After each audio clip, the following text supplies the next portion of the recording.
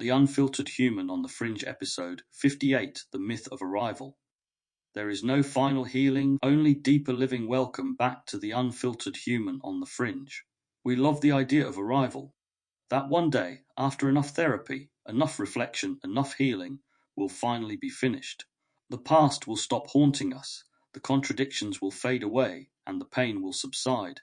We'll be whole, complete, untouchable. The illusion of the finish line. The myth of arrival is seductive because it promises certainty. It tells us that all our struggles have a final destination, that one day we'll finally arrive there. It's the same story sold by consumer culture. The final fix, the last product, the answer that completes the puzzle. But healing doesn't work like that. Trauma doesn't vanish on command. Grief doesn't expire. Wounds don't neatly resolve. Instead, they return in cycles, familiar feelings reappearing in new contexts, old triggers surfacing in unexpected places. Not to punish us, but to invite us to live deeper. This episode dismantles the myth of arrival. We'll explore why we crave the finish line, how healing actually unfolds in spirals, why perfection creates shame, and how integration offers something richer than completion. A life lived more fully, more openly, more deeply. And the question we'll return to again and again is this: what if healing was never about finishing, but about learning to live more deeply with what remains? Let's begin. The seduction of arrival healing is hard work. It asks for energy, reflection, vulnerability, and persistence. In the midst of that struggle, it's natural to crave a finish line, the day when the work is done, the pain is over, and we can finally rest. The myth of arrival seduces us because it promises certainty. It suggests that all the discomfort has a purpose, and that at the end of the road lies completion. It's the same psychological mechanism that makes people buy self-help books, chase after ultimate solutions, or cling to rigid ideologies. The promise isn't just healing, it's finality. But life rarely offers finality. It offers movement, cycles, and depth. Arrival is a fantasy that shields us from uncertainty, but it also imprisons us in false expectations. Themes 1. The longing for certainty, we crave closure. Arrival offers the fantasy of finally knowing where we stand. 2. Completion as cultural ideal. Consumer culture thrives on the final fix, the product, book, or course that promises completion. 3. Arrival as avoidance. Chasing a finish line allows us to avoid the truth, that healing is ongoing, messy, and unfinished. 4. Perfection as illusion. Arrival imagines a perfect state, but perfection denies the contradictions and complexities that make us human. Attributes fantasy of finality, believing healing has an endpoint.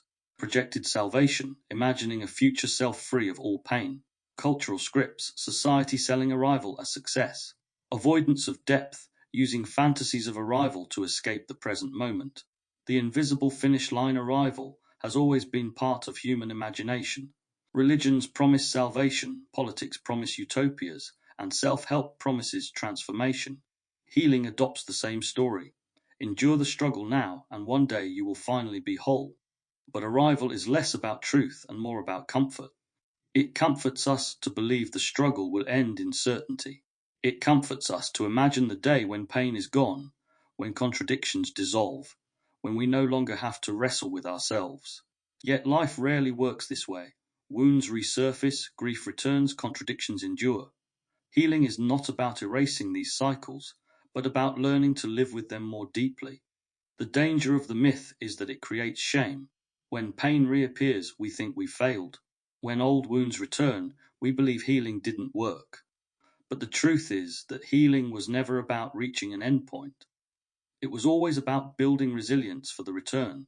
Personal reflection. I remember falling into the myth of arrival many times. After a period of intense reflection and writing, I felt lighter. I thought, this must be it. I believed the hardest parts of my story were behind me. There was relief in that thought, almost euphoria. For weeks, maybe months, I felt like I had crossed some invisible threshold into wholeness. But then, out of nowhere, an old trigger resurfaced. A small comment from someone I cared about reopened feelings I thought were gone. Suddenly, I was right back in the storm. My first reaction was shame. How can I still feel this? Didn't I already heal this? I told myself I'd failed. Yet as I sat with it, I realized something had shifted. The pain was familiar, but my response was different. Instead of collapsing, I stayed with it. Instead of silencing myself, I expressed it. That was the moment I saw healing differently, not as erasure, but as depth. Another time, after therapy, I remember leaving the sessions thinking I was finished. The big stories were told, the pain processed. But years later, in a new relationship, the same wounds reappeared in a different disguise. This time it wasn't failure. It was an invitation to see how the wound lived in intimacy, not just in isolation. These experiences taught me that arrival was never real. What looked like an ending was just another beginning. Another layer revealed. Psychological insight. At the individual level, psychologists talk about the Zeigarnik effect, the mind's tendency to fixate on unfinished business. Trauma functions like this. Unresolved experiences return, not to punish us, but because the nervous system craves integration. Imagine someone who thinks they've moved on from childhood neglect, only to find themselves panicking when a partner cancels plans. It feels like regression, but it's not. It's the past resurfacing in a new form, asking to be carried differently. At the group level, cultures often sell myths of arrival. Think of self-help industries that promise the final fix, the book, the seminar, the mindset that will complete you, or national narratives that frame liberation, democracy, or economic reform as a permanent solution. These collective myths soothe anxiety, but often set people up for disillusionment when reality continues to cycle. The result: shame, cynicism, or renewed desperation for the next promise. At the societal level, history itself reflects the danger of arrival fantasies. Revolutions promise utopia, but often recycle the very dynamics they overthrew. After the French Revolution, the promise of liberty and equality collapsed into new hierarchies. Arrival was promised, but cycles returned because human systems, like human psyches, do not resolve once and for all. They shift, repeat, and deepen. Across these layers, the lesson is clear. The myth of arrival comforts us, but also traps us. When cycles return, we think something went wrong. In truth, nothing went wrong. It is simply how healing and life unfold. Embodiment prompt practice. Close your eyes and imagine yourself at the finish line, healed, whole, beyond pain. Notice what your body does with that fantasy. Now let it dissolve. Feel yourself as you are, unfinished, in process, alive. Breathe into the truth that healing doesn't end, but deepens. Insight prompt. When have you believed you had arrived in your healing, that you were finished? What happened when pain or old wounds resurfaced? How did it shift your understanding of healing itself? Integration moment. The seduction of arrival is strong. It offers certainty where none exists. But certainty isn't what makes us whole. Depth is. Integration means recognizing that cycles are not failures, they are invitations. Healing doesn't end, it expands. Seed to plant arrival is a fantasy. Healing is not about finishing, but about learning to live more deeply with what remains. The cycles of return. If the myth of arrival tells us healing ends, lived experience reveals the opposite. Healing returns. Old wounds don't vanish. They circle back in new relationships, new contexts, new seasons of life. What we thought was resolved resurfaces, not to punish us, but to invite us into a deeper layer. Healing is not a straight road to a final destination. It is a spiral, returning us to familiar ground from a new vantage point. Each return offers a chance to live differently with the same material. Themes. The spiral of growth return is not regression, but deepening. Each cycle revisits the wound from a new perspective. Triggers as invitations. What re-emerges points toward what still longs for attention, care, or integration. The myth of linearity. Modern culture loves linear progress. Step 1, step 2, done. But human life, like history and myth, is cyclical. Living with recurrence resurfacing wounds shows us that healing is not about completion, but about learning to carry what returns with more capacity. Attributes recurrence. Old wounds, grief, or trauma don't vanish. They reappear when life echoes their shape. A sudden word, gesture, or situation pulls us back into familiar territory. What feels like regression is really recurrence, an old pattern showing itself again. Layering. Each return adds depth. The same wound reveals new dimensions depending on the season of life. A childhood wound may resurface in relationships, then later in parenting, then later still in leadership roles. The wound doesn't stay static, it unfolds in layers. Frustration: when wounds resurface, the first response is often shame or anger. Why am I back here again? We mistake recurrence for failure. This frustration is part of the cycle itself, the tension between our fantasy of arrival and the reality of return. Invitation: recurrence is not just repetition, but a call. Each cycle invites us to bring more presence, awareness, and compassion than before. The wound returns not to drag us backwards, but to ask, how will you live with me differently this time? The spiral, not the circle, think of grief. We often imagine grief as a tunnel to pass through. But grief circles back. A song, a smell, an anniversary, and suddenly the loss floods us again. This doesn't mean we fail to grieve. It means grief is woven into life. Trauma and memory work the same way. A wound we thought was behind us resurfaces when life echoes its shape. A harsh word, a moment of abandonment, a disappointment, and suddenly the old feelings return, not as punishment, but as a reminder. This part of you still wants to be seen. Healing, then, is not about eliminating recurrence. It is about meeting the recurrence differently each time. What looks like going in circles is in fact a spiral, moving us deeper into ourselves. Personal reflection: I felt the spiral clearly in my own life. After deep personal work, I once thought I had outgrown certain wounds from childhood. For a while they seemed silent. But later, in the intimacy of a relationship, the same patterns reappeared: the fear of abandonment, the urge to overgive, the silence when I most wanted to speak. First I felt ashamed. Haven't I healed this?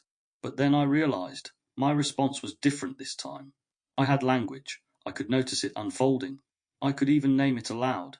The wound had returned, but I wasn't the same person meeting it. That was healing. Not erasure, but transformation.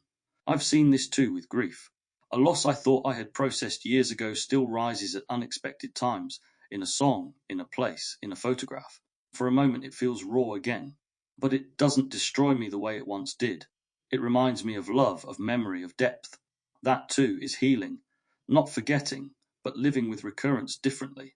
Psychological insight cycles of return have been recognized in psychology, philosophy, and myth for generations. At the individual level, Freud noticed what he called repetition compulsion, the tendency to recreate old wounds. Take the example of someone abandoned as a child. As an adult, they may unconsciously choose partners who are emotionally distant. At first glance, it looks like sabotage, but beneath the psyche attempts to restage the wound, hoping for a different outcome. The cycle returns, not because they've failed, but because their nervous system is seeking integration. I've experienced this myself. Years after thinking I'd resolved the feeling of being dismissed, a simple interruption in a conversation could trigger the same old sting. The wound was still alive, but the return gave me another chance to meet it differently. At the group level, Judith Herman's framework of trauma recovery, safety, remembrance, reconnection, shows how healing moves in cycles. Communities emerging from war or oppression often circle through these phases repeatedly. South Africa's post-apartheid journey illustrates this. The Truth and Reconciliation Commission allowed remembrance, but decades later, protests and debates reveal the wounds still resurface. This is not failure. It is the natural rhythm of collective trauma being worked through layer by layer. At the societal level, Nietzsche's eternal return offers a metaphor for history itself. What if everything, progress, collapse, conflict, repeats endlessly? Look at economics. Crashes follow booms in cycles. Or politics. Empires rise and fall. Revolutions promise utopia, only for hierarchies to reappear. Even in modern times, Ireland's repeated EU referendums showed how recurrence can be weaponized. The same question asked again until exhaustion produced compliance. The cycle here reveals power's strategy, using repetition as manipulation. Seen across these levels, the truth emerges. Return is not a mistake. It is the structure of both psyche and society. What is unfinished returns until it is integrated or until it reshapes us. Embodiment prompt or practice: think of a wound you believed was behind you. Notice when it returned. Now, instead of judging it, ask, how am I responding differently this time? What strength do I carry now that I didn't then? Insight prompt. When a wound or grief resurfaced in your life, did you see it as a regression or as an invitation? What changed in your response the second or third time it returned? Integration moment. The myth of arrival says, once healed, never hurt again. The truth is different. What is unfinished will return, but you will not return the same. Integration means recognizing the spiral, not shame, but depth. Seed to plant, the wound may return, but you return differently. That difference is the work of healing, the weight of perfection. If the cycles of return reveal that healing is ongoing, then why do we so often feel like failures when old wounds resurface? The answer lies in another myth, the myth of perfection. Our culture equates healing with tidiness, wholeness with flawlessness, and growth with the absence of contradiction. When recurrence breaks through, it shatters that fantasy, leaving us burdened with shame. We think, I should be past this by now, but perfection is an illusion, and the belief in it makes recurrence heavier than it needs to be. Themes perfection as pressure. The myth of arrival creates a hidden standard that true healing means never hurting again. Shame as byproduct. When wounds resurface, we don't just feel the pain, we also feel shame for not being done. Performance culture society rewards polished narratives of recovery, the success story that edits out the mess. Wholeness as contradiction. Real wholeness is not flawlessness, but the capacity to hold contradictions without collapse. Attributes false ideals, the expectation that healing equals perfection. We inherit this from culture, religion, and even therapy narratives that suggest we will one day be complete. Shame cycles, pain isn't enough. We add a layer of self-blame when it resurfaces.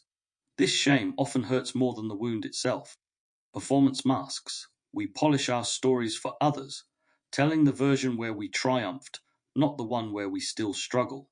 Contradictory wholeness. Learning to hold grief and joy, fear and courage, pain and love in the same life, without needing to resolve them into one clean line.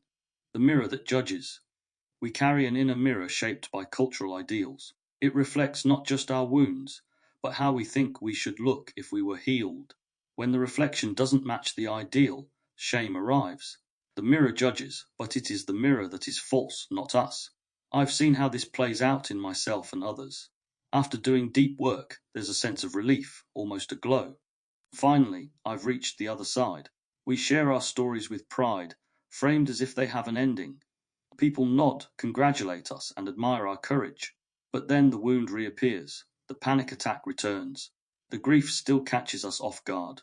And instead of seeing this as part of the process, we feel humiliated. We think we've undone all the work.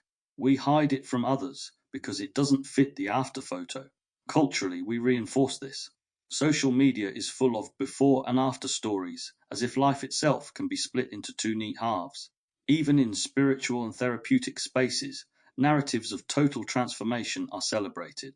But real healing rarely looks like that. It looks like circling back, carrying differently, returning again and again with more awareness. Perfection is a lie we inherit, and it makes recurrence feel like failure instead of rhythm. Personal reflection. I remember feeling this pressure most strongly after periods of visible growth. People around me would say, "You're doing so well now, you've really turned a corner." Their words were meant as encouragement, but they carried an edge, the suggestion that I had finally arrived. So when the old feelings came back, the same fears, the same silences, I didn't just feel the pain. I felt ashamed. I thought if they knew I still struggle, they'd see me as a fraud. This mirrored what I wrote about in My Inner Child Was Broken. That moment when the child inside you realizes they've been performing for recognition, but the recognition never quite lands. I carried that into adulthood. When people noticed my progress, I wanted to believe it was the end of the story. But when the cycle of fear or grief resurfaced, it felt like I had broken the performance, like the polished narrative of healed James had cracked open, revealing something messy I wasn't supposed to show. The same tension appeared in the Inversiverse. In the episode on identity performance, I explored how culture scripts us to put on masks, curated versions of ourselves to meet external expectations. I realized healing had become another mask for me at times. I performed the after story, even while parts of me were still in pain. That performance was not intentional deception. It was survival, but it left me exhausted, carrying the weight of perfection like armor. And I've seen this in conversations from the unfiltered human on the fringe too, whether talking about envy, shame, or control. The pattern repeats. When we break the silence and admit the struggle continues, people sometimes look uncomfortable. They prefer the tidy arc, the neat redemption. But real healing is never tidy. It spills, it resurfaces, it contradicts itself. It took me years to realize the fraud wasn't in the pain returning. The fraud was in the myth itself, the myth of perfection I was trying to uphold. The return didn't erase my growth.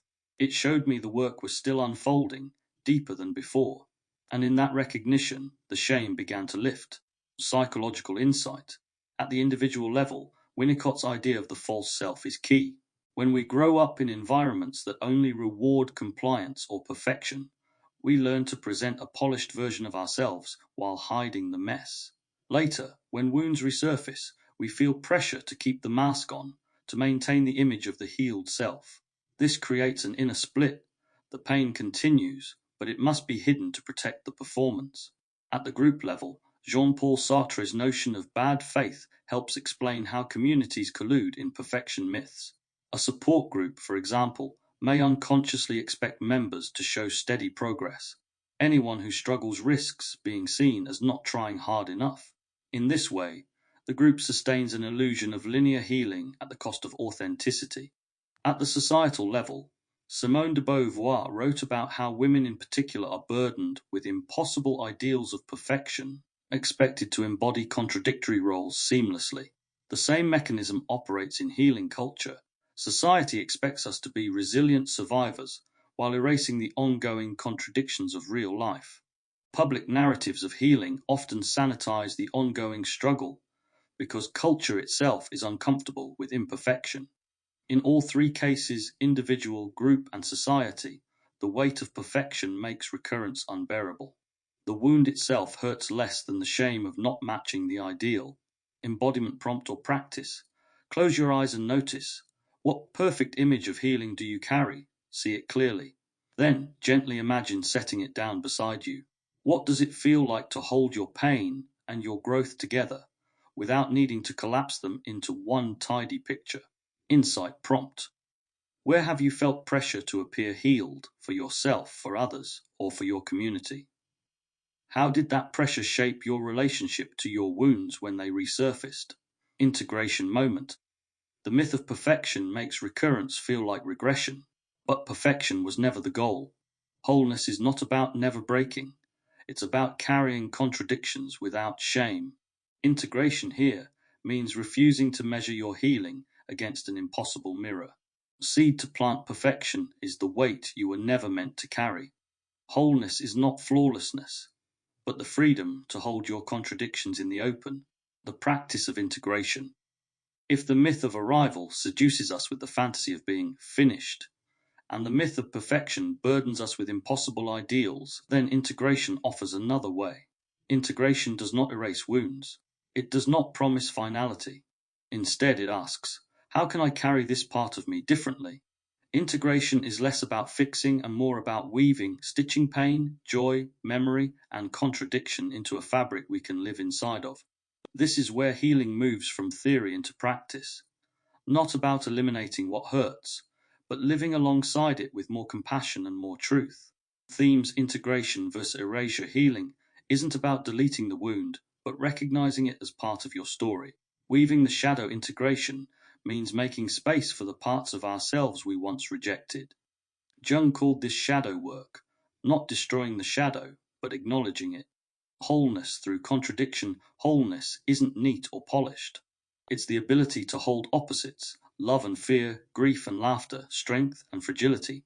Living with, not against the shift is subtle but profound. Stop fighting the wound and start asking how to walk with it. Attributes resilience, not in the sense of toughness, but in the willingness to keep carrying what returns. Acceptance, recognizing the wound as part of you, without making it your entire identity. Surrender, letting go of the fantasy of fixing to embrace the reality of living. Layered selfhood, seeing yourself not as broken versus healed, but as a mosaic of fragments carried in balance. The loom of the self-integration is like weaving on a loom. Each thread, joyful or painful, bright or dark, becomes part of the fabric. If we cut out the threads we dislike, the fabric unravels. If we weave them all in, the cloth becomes stronger, richer, and uniquely ours, living the dualistic contradiction. The practice of integration requires honesty. Instead of pretending the wound is gone, we acknowledge it. Instead of polishing our story into a linear triumph, we admit the cycles. Instead of striving for perfection, we learn to live with contradiction. Integration doesn't mean the absence of pain. It means when pain resurfaces, we don't collapse into shame. It means when old patterns return, we greet them with awareness instead of panic. It means when contradictions appear, we don't rush to resolve them, but allow them to coexist. This is not a passive surrender. It is an active practice, choosing day by day to weave rather than erase. Personal reflection. I've come to see integration not as a theory, but as the only way I can live truthfully. In the Inversiverse, when I spoke about identity as a mask, I realized the deeper work was not to tear the mask off and demand rawness forever, but to integrate the mask into the self. To recognize that sometimes the mask protects, sometimes it deceives, and sometimes it reveals. The mask itself wasn't the enemy, my relationship to it was. In My Inner Child Was Broken, I described how my younger self performed for recognition, but rarely received it. Integration meant recognizing the child not as a ghost to be erased, but as a living part of me to be cared for. He still appears when I feel ignored or dismissed. The difference now is that I don't shame him for showing up. I acknowledge him, remind him we're safe, and carry him forward. And in the unfiltered human on the fringe, I've noticed how often contradictions surface in my own voice. I can feel strong one moment and deeply vulnerable the next. For years, I thought this made me weak. Now I see it differently. The contradiction itself is the integration. I am both, and living both honestly is where freedom lies. Integration, for me, has been less about chasing a rival and more about befriending the unfinished. Psychological insight. At the individual level, Carl Jung's work on the shadow is vital. The shadow contains the parts of ourselves we reject: anger, desire, fear, and fragility. When we try to exile these parts, they resurface as projections onto others or self-sabotage. Integration means recognizing, this too is me. For example, a person ashamed of their anger may deny it until it leaks out as passive aggression. Integration means owning the anger as part of the self, allowing it to be expressed safely rather than destructively. At the group level, Gestalt therapy offers insight. Healing happens in the here and now by bringing disowned parts of experience into awareness. In group settings, this looks like openly naming contradictions. A support group, for example, becomes stronger not when everyone makes steady progress, but when members admit the return of struggle. Integration at the group level is the weaving of each person's messiness into a collective honesty. At the societal level, narrative therapy shows us how cultures frame healing. Mainstream stories often privilege before and after arcs, sanitizing the ongoing process. But countercultural narratives, memoirs, protest art, and underground movements integrate pain and resilience into shared identity. Think of how post-conflict nations create truth commissions, not to erase trauma, but to integrate it into collective memory.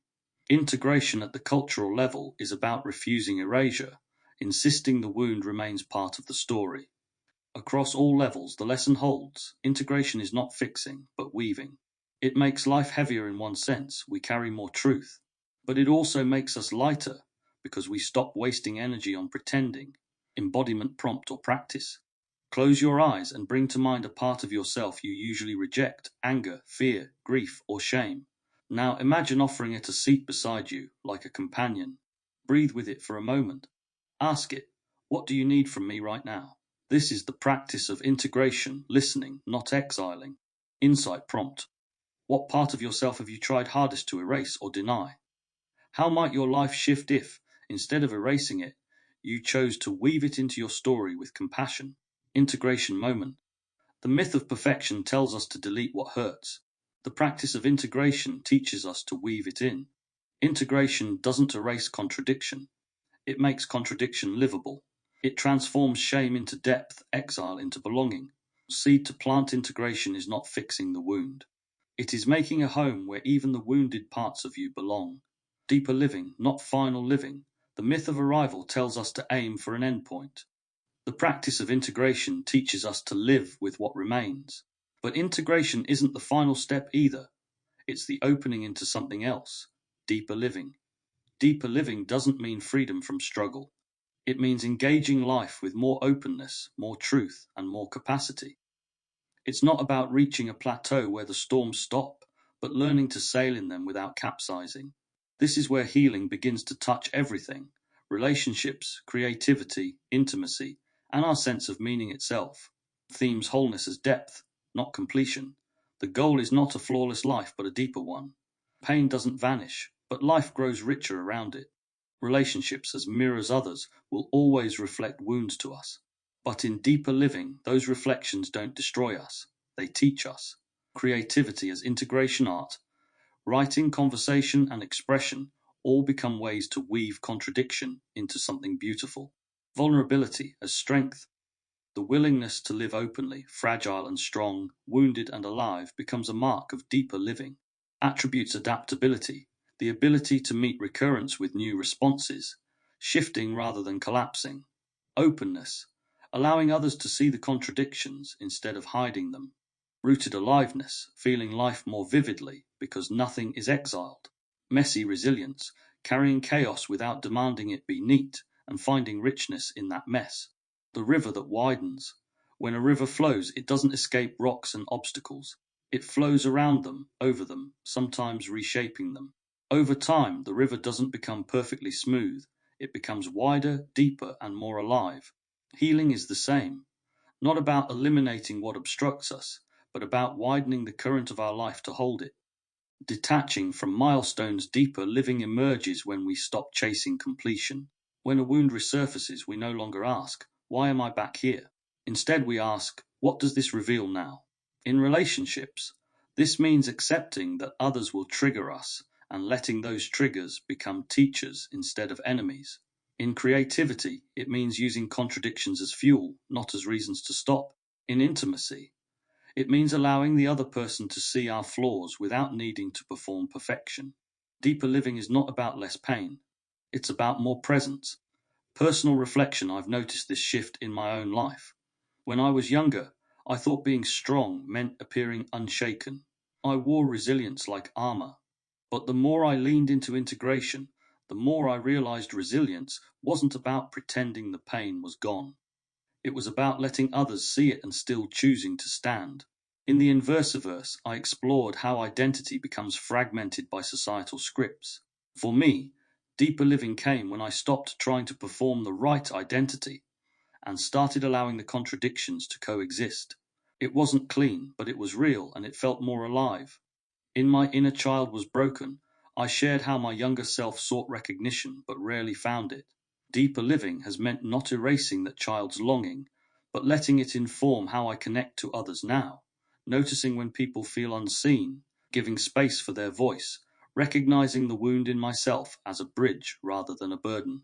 And in the Unfiltered Human on the Fringe, I felt the same in these conversations. Each episode pulls me into contradictions, vulnerability and strength, doubt and insight, shame and truth. Instead of seeing that as a weakness, I've come to see it as the very heart of deeper living. Psychological insight. At the individual level, existential psychology, Frankel May, reminds us that suffering isn't erased but given meaning. A person who integrates their wounds may still feel them, but they live with a richer sense of purpose. For example, someone who lost a loved one may continue to feel grief decades later, yet that grief fuels a deeper compassion for others in loss. At the group level, relational cultural theory shows how growth occurs through connection, not isolation. Communities that allow imperfection and contradiction to be voiced, rather than demanding tidy progress, create spaces where deeper living flourishes. A support group where people can admit, "I'm still struggling," is far more alive than one where everyone performs steady improvement. At the societal level, philosophies of imperfection, from Japanese wabi-sabi, beauty in imperfection, to modern existential thought, remind us that cultures thrive not when they erase their contradictions, but when they embrace them. Consider how post-war Japan integrated loss into its aesthetic culture, turning fragility itself into a form of beauty. Deeper living at this level means refusing the illusion of perfection and instead building meaning from the fragments. Embodiment, prompt, or practice. Close your eyes and think of a place where your life feels unfinished. Now imagine not fixing it, but delving into it. What possibilities open when you stop asking for resolution and start asking for richness? Insight prompt. Where in your life are you still chasing finality? How might it change if you asked, instead, how to live more deeply with what is already here? Integration moment. Deeper living does not come when wounds vanish. It comes when we stop asking them to. When pain resurfaces, it doesn't diminish us, it expands us. Each recurrence adds depth, each contradiction adds texture. Seed to plant. You are not here to finish healing. You are here to live more deeply with what remains. The path that never ends. We began with the myth of arrival, the fantasy of a finish line. We saw how wounds return in cycles, how perfection weighs us down, and how integration and deeper living offer another way. But here's the truth that underpins it all. There is no final healing. The path never ends. At first, this sounds heavy, like a sentence of endless work. But when we shift perspective, it becomes freedom. If there is no end, then there is no race. No finish line to cross, no perfection to uphold, no shame for being unfinished. Only the path itself and how we choose to walk it. Themes endlessness as freedom. The absence of an endpoint means we are released from the tyranny of perfection. Healing as rhythm. Life unfolds in cycles like seasons. Recurrence isn't failure, it's the natural rhythm of being alive. Embracing mortality. We heal not to escape mortality, but to live more fully within it. The unfinished nature of healing mirrors the unfinished nature of life itself. Walking together. When we stop seeking finality, we can walk the path alongside others, each carrying their own contradictions, without needing them to arrive either. Attributes endless becoming. Identity is not a fixed state, but an unfolding process. Liberation from arrival, releasing the fantasy of completion, frees us from shame when wounds return. Seasonal awareness, recognizing that pain and joy, like seasons, will come and go, circle and return. Shared journey, the awareness that no one ever finishes, and that community is built in walking together, not arriving alone. The horizon that moves. Imagine walking toward a horizon. No matter how far you go, it always moves with you. Healing is the same. At first, this can feel cruel, as if you will never get there. But then you realize the horizon is not meant to be reached. It is meant to keep you walking, seeing more, living more. The path is the point. Awakening to self. This is the paradox at the heart of healing. Its very incompleteness is what makes it alive. If healing ended, life would flatten. There would be nothing left to learn, no depth left to uncover, no new meaning to draw. The return of wounds, the contradictions, the ongoing weaving, all of these keep us in motion, keep us awake. Seen this way, the path that never ends is not despair, it is aliveness, personal reflection. I felt both sides of this truth. There were times in my life when the thought of never being fully healed felt crushing. Especially in younger years, I wanted the finish line to be done, to close the book on pain. When wounds resurfaced, I saw it as proof that I was broken beyond repair. But with time, I began to notice something else. Each return didn't just bring pain, it brought insight. Each resurfacing gave me another chance to respond differently, to grow deeper, to connect more honestly. In My Inner Child Was Broken, I described how childhood wounds seemed to shape everything. At first, I wanted to overcome them once and for all. But later I realized the inner child doesn't disappear. He grows with me. The path never ends because that child keeps walking too, asking to be recognized in new stages of life. In the Inversiverse, when exploring control and identity, I noticed how systems thrive on the promise of arrival, the idea of utopia, perfection, completion. But these were illusions of power. In rejecting them, I also learned to reject the same illusion in myself. And here in the Unfiltered Human on the Fringe, the whole practice is built on acknowledging that life doesn't tidy up. Every shadow emotion I've spoken about, envy, anger, shame, apathy, they all return. The gift is in naming them, living with them, and refusing to pretend that one day they'll be gone. The path never ends, and strangely, that makes it lighter to walk. Psychological insight. At the individual level, Erik Erikson's psychosocial theory reminds us that unresolved conflicts from earlier life stages resurface in later ones. Identity crises, intimacy fears, or struggles with meaning don't vanish at 20, 40, or 60. They cycle, appearing in new forms at each transition. The path of development itself is never ending. At the group level, cultures embody the same rhythm. History repeats because collective wounds are never fully resolved. Revolutions promise closure, but often recycle old hierarchies. Communities that embrace the ongoing work of remembrance and reintegration, rather than chasing finality, are the ones that build resilience. South Africa, Germany, and Ireland all carry examples of wounds resurfacing across generations, demanding deeper work. At the societal level, philosophers like Camus remind us that life itself is absurd. We seek ultimate meaning, but the world gives us repetition, struggle, and impermanence. The challenge is not to escape this, but to embrace it. Camus said we must imagine Sisyphus happy, rolling the stone not as punishment, but as his path. Healing is the same. The stone never stays at the top, but the rolling itself becomes meaningful. Across all layers, the path that never ends is not tragedy, but rhythm. The wound reappears, the cycle continues, the work unfolds, and we live more deeply because of it. Embodiment prompt or practice. Close your eyes and imagine walking a path. At the end, you see a horizon. Notice how it always moves with you. Instead of chasing it, feel your feet on the ground, your breath in your body, the world around you. The horizon will keep moving. The path will keep unfolding. Life is in the walking. Insight prompt. How does it feel to imagine healing as a path with no finish line? Does that thought feel heavy or freeing? What shifts when you see endlessness not as a curse, but as the rhythm of being alive? Integration moment arrival is a myth. Perfection is a trap. Integration is the work. And the path is endless.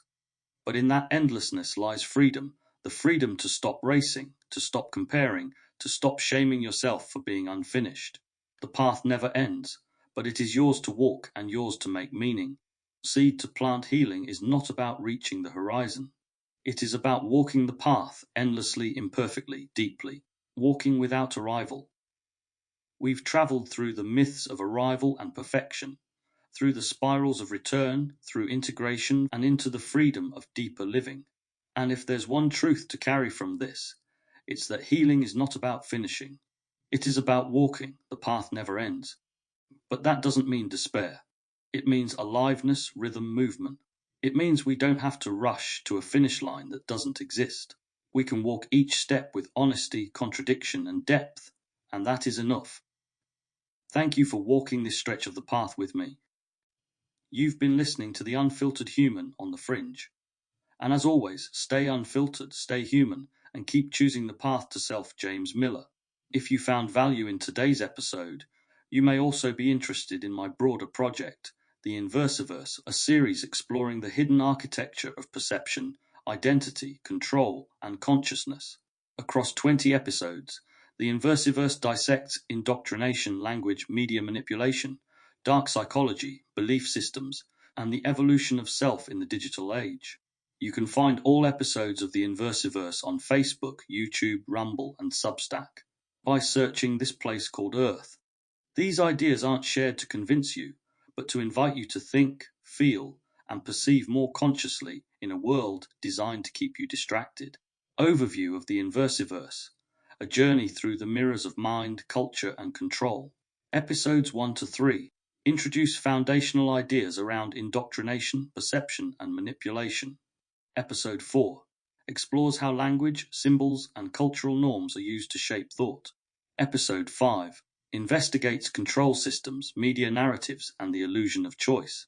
Episodes 6 to 7 dives into collective belief structures and the psychology of mass behavior. Episode 8 focuses on marketing, control theory, game theory, and critical thinking.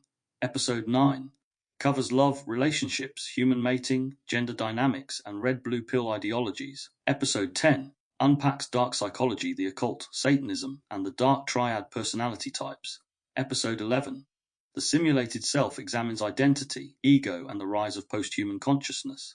Episode 12 the spell of the mind inquires into language, illusion, and physiology of thought. Episode 13 Conscious Seduction journeys through persuasion, propaganda, and the unseen forces of the mind. Episode 14 The Myth of Sanity sheds light on madness, genius, and the edge of perception. Episode 15 The Algorithmic Mind probes influence, identity, and invisible architects. Episode 16 The Noise of Knowing reveals overload, obsession, and the age of infinite information. Episode 17 Belief Machines delves further into language, desire, and the engine of reality. Episode 18 Submerged Signals examines how the unseen shapes the self. Episode 19 The Alchemy Within Traces, Food, Frequency, and the Forgotten Intelligence of the Body. Episode 20 Encoded Flesh scrutinizes and opens up to the forgotten language of the body, DNA, and biological consciousness.